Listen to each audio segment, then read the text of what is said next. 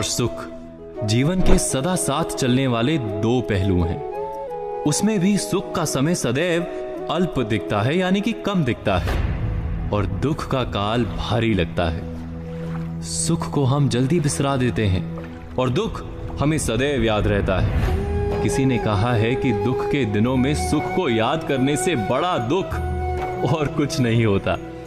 कभी कभी तो सारे सुख भरे होते हैं जीवन में, लेकिन एक छोटा सा दुख सबको किरकिरा करता रहता है। वो हमें रात दिन सोने नहीं देता। दुख बड़ा हो या छोटा, पीड़ा उतनी ही देता है। दुख का कारण क्या है, इसका निवारण क्या है? दुख और कुछ नहीं, बीत गई बुरी घटनाओं और विपरीत परिस्थितियों को ना भूल पाने और सदैव उसको गले लगाए रखने का परिणाम है।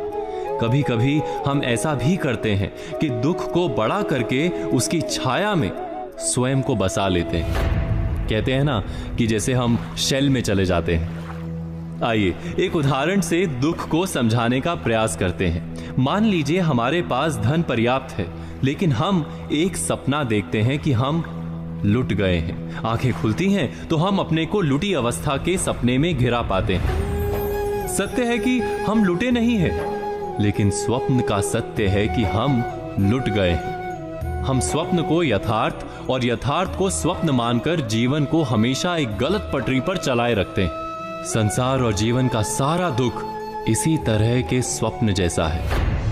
कभी कभी तो हम 20-25 साल पहले लगी चोट या दुर्घटना को वर्तमान में स्थान देकर दुखी होते रहते हैं।